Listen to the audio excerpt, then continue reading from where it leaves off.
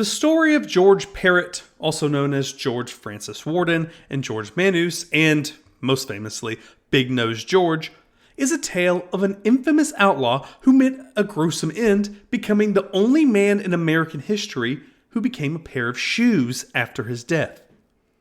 The notorious outlaw, known for his large nose, was a member of a gang of road agents and horse thieves who were active in the Powder River country of Wyoming. Led by a man named Sim Jan, the outlaws robbed pay wagons and stagecoaches of cash shipments and relieved passengers of their money and jewelry.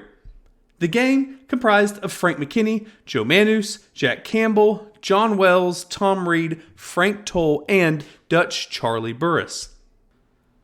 The crew planned a train robbery on August 16th of 1878. The 7 gang members hid in a bush waiting for the train to arrive, but some crew members for the section of train actually noticed that the rail had been tampered with. Frank McKinney wanted to shoot them, but Big Nose George and Frank Toll objected, saying they hadn't come to kill section men. Meanwhile, as the crew members repaired the track, a railroad foreman rode ahead to stop the approaching train and inform the law that the rails had been tampered with. The outlaws could do nothing but silently watch as the track was being repaired and rode off after the workers had left. A posse was soon sent to apprehend the would-be train robbers. 2 lawmen tracked the gang to Rattlesnake Canyon at Elk Mountain, where the outlaws shot and killed them. Afterwards, the gang split up, heading in various directions. After discovering the 2 dead lawmen, the Union Pacific Railroad doubled their efforts in tracking the murderers, and the county authorities offered a $10,000 reward for their capture. The gang's first member to be apprehended was Dutch Charlie in 1879. However, when the westbound train was bringing the outlaw to Rawlins for trial, it was stopped by a mob in Carbon, and Dutch Charlie was hanged from a telegraph pole. Frank Toll was killed the next month while trying to rob the Black Hills stage line. Big Nose George was the next to be caught, and his capture was particularly dramatic. While he was in Miles City, Montana, he got drunk and boasted of the attempted train robbery and murders in Wyoming. A telegraph was sent to Rawlins, and in July of 1880, Sheriff Rankin of Carbon County went to Montana to take George back to Wyoming. Again! As the train made its journey, it was stopped in Carbon by the same mob that had lynched Dutch Charlie. Big Nose was hauled off the train and prepared for lynching. However, when the outlaw began to plead for his life and confessed, promising to tell all he knew about the murders if they let him live, the vigilantes cut him down. Big Nose was then allowed to continue the journey on to Rawlins to stand trial. At George's trial, he was found guilty on December 15th of 1880 and sentenced to hang on April 2nd of 1881. However, George didn't plan to go so easily and actually attempted to escape on March 22nd of the following year. When he attacked jailer Robert Rankin, he fractured his skull and cut his scalp in the process. However, the day was saved when Mrs. Rankin appeared with a pistol in her hand, and Big Nose George was forced back into the jail. News of the daring escape started spreading through the town. A masked mob soon formed and stormed the jail with lynching in their minds. They dragged the outlaw, Big Nose George Parrott, from his jail cell to a telegraph pole on Front Street. A crowd of about 200 people gathered as the vigilantes attempted to hang Parrott, but they severely botched the first 2 attempts. It was on the 3rd try that Big Nose George finally died at the end of a rope. His body was left hanging for several hours until the undertaker removed it. But, having no family to claim the corpse, 2 doctors, Thomas McGee and John Osborne, took possession of the body to study the outlaw's brain to determine if there might be a reason for his criminal behavior. Among them was 15-year-old Lillian Heath, who was working as Dr. McGee's assistant. The doctors crudely sawed off the top of Big Nose George's skull to examine it, but they actually found no difference between Big Nose George's brain and a normal, not criminal brain.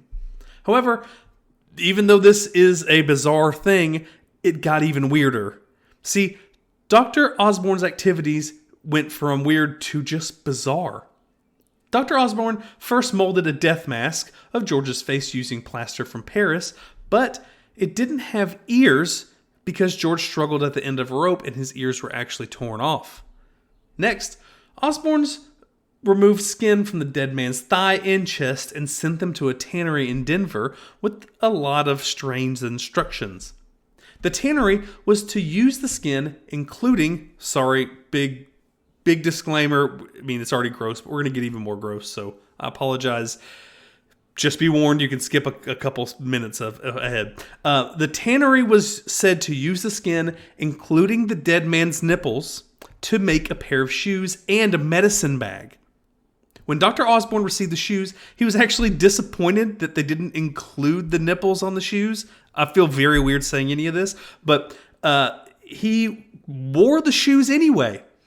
The rest of George's dismembered body was kept in a whiskey barrel filled with a salt solution for about a year.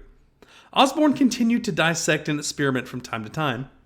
Finally, the whiskey barrel and outlaw remains were buried in the yard behind Dr. McGee's office. Despite the doctor's odd behavior and the desecration of George Parrott's body, he soon became a prominent in local politics.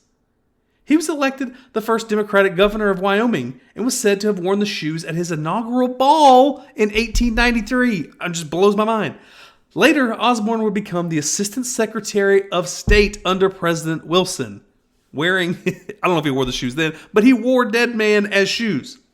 Somewhere along this line, the skull cap was given to the young assistant Miss Heath, who would later become the first female doctor in the state of Wyoming. Over the years, the skull cap was said to have served as an ashtray and a doorstop for her office. The incident was all but forgotten until construction workers excavated a new building on Cedar Street and unearthed a whiskey barrel filled with bones on May 11th of 1950. The location was behind the building that served as Dr. McGee's office years before. Inside the barrel were numerous human bones, including a skull with the top sawed off. In no time, a crowd gathered to look at the grisly remains. Someone remembered that Dr. Lillian Heath had kept the skull cap. While well into her 80s, Heath was still alive, and she was immediately contacted. When her husband brought the skull cap to the scene, it perfectly fit the skull that came out of the barrel. Though locals were convinced that these were the remains of Big Nose George, they had to do DNA testing to verify the results. If you're ever wandering the halls of Carbon City County Museum in Rawlins, Wyoming, you might come across a display that sends shivers down your spine. It's kind of hard to miss, given that it contains that death mask of Big Nose George Parrott, the outlaw whose story had become kind of legend but kind of forgotten until they discovered the whiskey barrel in 1950. You can see the skull there too. It's like it's frozen in time. And then there are the shoes. Let's not forget about the shoes. Made from his skin, it's also with the skull and the death mask that sit on display. That's not all. In the corner of the exhibit, you'll find a watch. It's kind of unremarkable at first glance, but significant in its own right.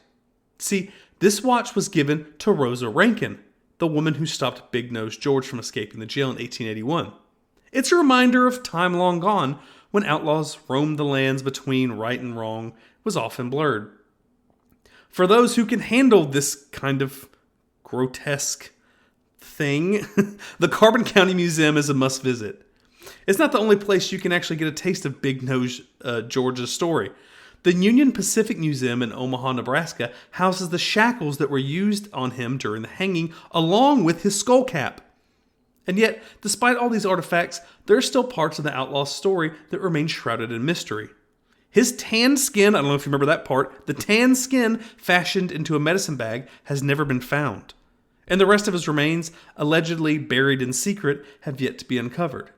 But, in a way, it only adds to the mystique of the little-known outlaw named Big Nose George. His legend is going to live on for a very long time.